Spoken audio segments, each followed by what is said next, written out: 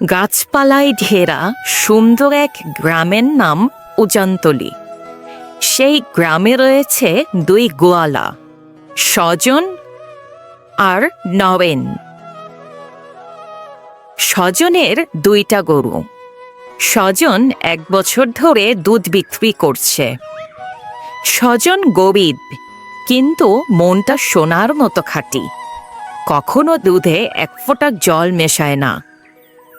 নরেনের 4টা গরু, কিন্তু তবুও নরেন দুধে জল মেশায়। নরেন স্বজনের আগে থেকে দুধ বিক্রি করছে, কিন্তু দিনে দিনে যেন তার লোভ বেড়েই চলছে।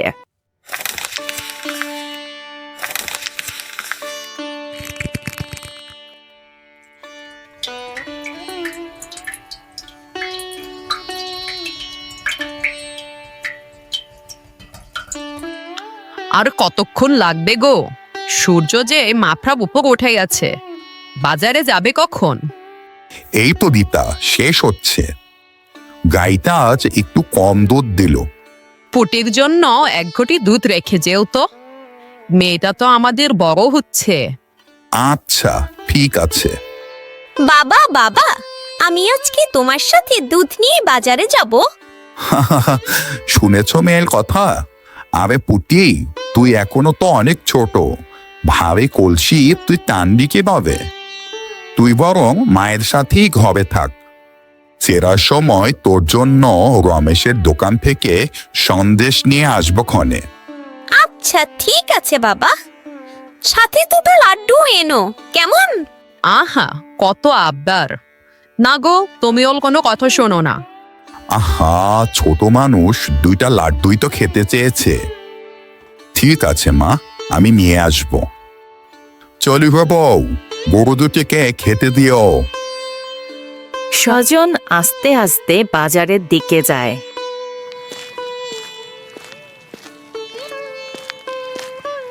অন্যদিকে নরেন ফুলমতি, আজ 3 কলসি দুধ হয়েছে। সপ্তাহতে আভা আভি জল। এত জল মেশানো কি ঠিক হচ্ছে? দুধ তো দেখতে একদম পাতলা লাগছে। আরে রাখো তো ঠিক বল, আমি কমে দুধ দেই। সবাই দেখবে আমার থেকেই দুধ নিবে। এ বলে নরেন দুধ নিয়ে বাজারের দিকে যেতে লাগে।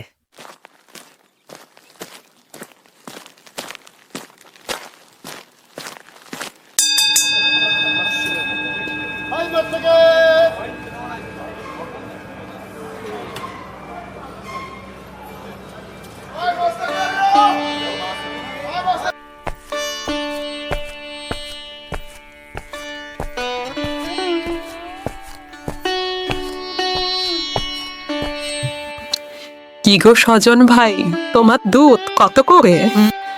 আজকে পাবলাপা 40 টাকা কেজি। ঠিক আছে, আমাকে দাও তো 1 কেজি।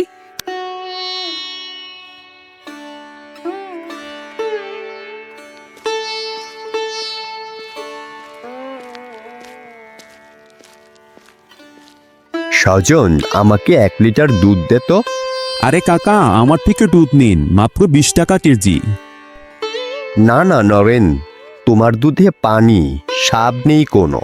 স্বজনের দুধ বেশ ঘন, টাকা দিয়ে ভালো জিনিসই কেনা ভালো। গ্রামের সবাই স্বজনের কাছ থেকে দুধ কিনে।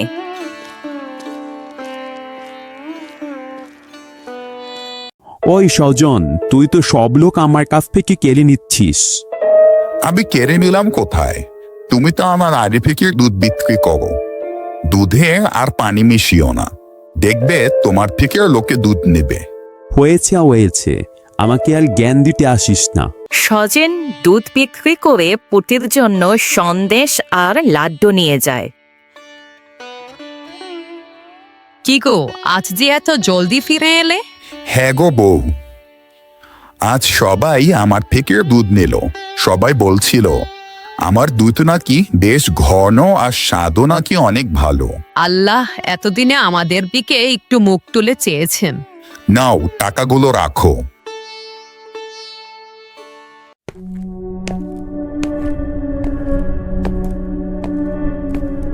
কি গো, দুধ তো আজকে কিছুই বিক্রি হলো না।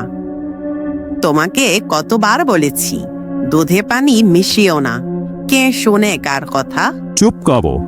আগে গায়ের সব লোক আমার থেকেই দুধ নিত।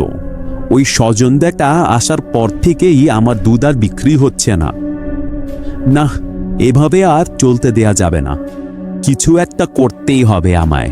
দেখি ওর গরু না থাকলে ও দুধ বিক্রি করে কিভাবে। না গো না, এসব করো না। এসব করলে আমাদের উপর অভিশাপ লাগবে। তুমি চুপ করো। অত নীতি কথা আমায় শোনাতে এসো না। সেই দিন রাতেই নরেন স্বজনের গোয়াল ঘরে চুপি চুপি ঢুকে গরুর ঘাসের সাথে ইঁদুর মরার ওষুধ মিশিয়ে আসে।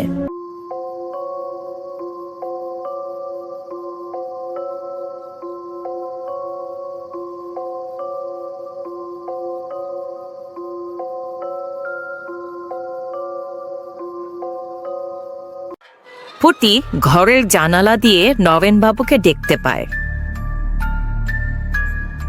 কিন্তু পুটি ভেবেছে নরেনবাবু হয়তো কোনো কাজে এই পথে যাচ্ছে।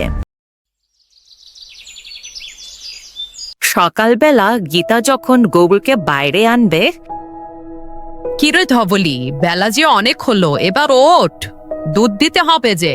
কি গো, কি হয়েছে? দেখো না, গরুটা যে উঠছে না। ওগো, আমাদের কোনো সর্বনাশ হলো না তো? না না, এ হতে পারে না। বাবা, নরেন কাকুকে কাল রাতে আমি গোয়াল ঘর থেকে যেতে দেখেছিলাম। নরেন বাবু আমার এত বড় ক্ষতি করতে পারে না। স্বজনের গরুটি মারা গেল। স্বজন ভেঙে পড়ল।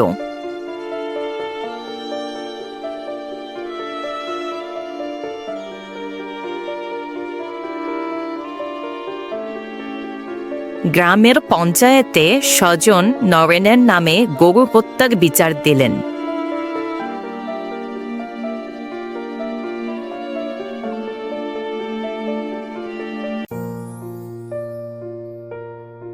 নরেন, তুমি এটা কোনো কাজ করেছ? স্বজনের মেয়ে ফুটি তোমায় রাতে তাদের বাড়ির ঝোপঝাড়ে দেখেছে। না না, স্বজন সব মিথ্যা কথা বলছে। আমি কিছুই করি নাই। তুমি আবার মিথ্যা কথা বলছো? সত্যি কথা স্বীকার করো, নয়তো তোমায় অনেক শাস্তি পেতে হবে। ক্ষমা করে দিন আমাকে। আমি বই করেছি। লোভের বশে আমি স্বজনের গরুটাকে মেরে ফেলেছি। আমাকে মাফ করে দেন আপনারা। ছি ছি নগেন, তুমি এত বড় পাপ কাজটা করতে পারলে? এখন থেকে তোমার দুধ গ্রামের কেউ নেবে না। তোমাকে আর এই গ্রামে দুধ বেচতে দেওয়া হবে না। ওকে ক্ষমা করে দিন। আমি গরিব, কিন্তু ঘৃণা পুষে রাখি না। আর তাছাড়া নরেন ভাই দুধ বিক্রি না করলে সংসার চলবে কেমন করে? নরেন তার ভুল বুঝতে পারল এবং আর কখনো কোনো মানুষের ক্ষতি করবে না বলে সকলের কাছে প্রতিজ্ঞা করল। অন্যদিকে স্বজন তার একটি গরু নিয়েই আবার দুধ বিক্রি শুরু করলেন। দেখেছ আজকে কত দুধ দিয়েছে গরুটা? কারণ গরুটাও এখন বুঝে গেছে, এখন আর তার কোনো ভয় নেই। এবার সত্যের জয় হয়েছে। সততার স্বাদ হয়তো তৎক্ষণাৎ টের পাওয়া যায় না।